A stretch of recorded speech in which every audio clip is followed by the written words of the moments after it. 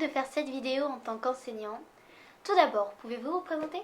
Bonjour, moi c'est Nathalie, j'ai bientôt 35 ans, je suis prof de français et de latin depuis bientôt 10 ans. J'exerce dans un campus dans le sud du Gers qui s'appelle le campus La Salle Saint-Christophe, qui a la particularité d'avoir 80% de ses élèves qui sont internes, dont environ 150 qui sont internes permanents. Donc on a des élèves de plus de 35 nationalités différentes.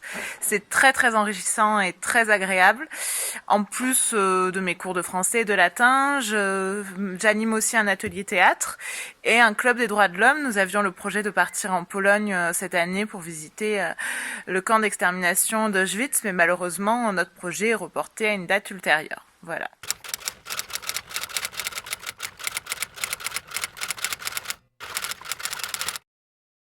Comment s'est passé pour vous le confinement jusqu'à maintenant? Alors le confinement se passe globalement bien pour moi parce que j'ai la chance d'avoir un grand jardin, d'habiter au milieu des champs, donc je peux me balader autour de chez moi avec mon chien. J'ai la chance aussi de continuer à travailler, donc d'avoir beaucoup de liens sociaux avec mes élèves, mes collègues, etc. Donc dans l'ensemble ça se passe plutôt bien, et puis le beau temps qu'on a eu quasiment jusqu'à aujourd'hui aide beaucoup.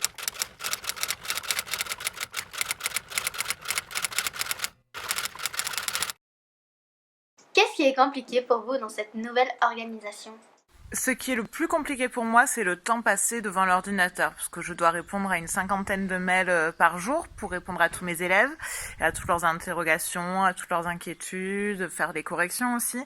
Et aussi, c'est le fait de tout devoir remanier pour que ça soit des supports plus accessibles pour eux. Donc c'est vraiment, en fait, j'ai l'impression de passer 12 heures par jour devant l'ordinateur, et je dois avouer que c'est pas quelque chose que j'aime trop.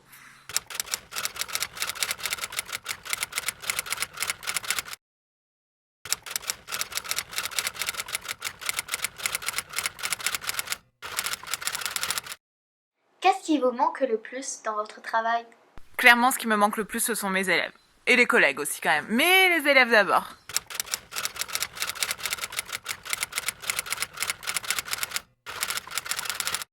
Maintenant que nous savons que certains établissements ouvriront à partir du 11 mai, comment envisagez-vous votre rentrée? J'avoue que j'ai beaucoup de mal à me projeter dans cette reprise. J'ai du mal à envisager de manière concrète en fait comment ça va pouvoir se passer. J'attends de voir quelles seront les consignes de mon chef d'établissement, sachant que nous, avec la dimension de l'internat, ça risque d'être encore plus compliqué et plus problématique. Donc j'attends de voir, mais je sais que dans tous les cas, je serai contente de retrouver les élèves. J'espère juste que les conditions seront réunies pour qu'on puisse se retrouver dans de bonnes conditions.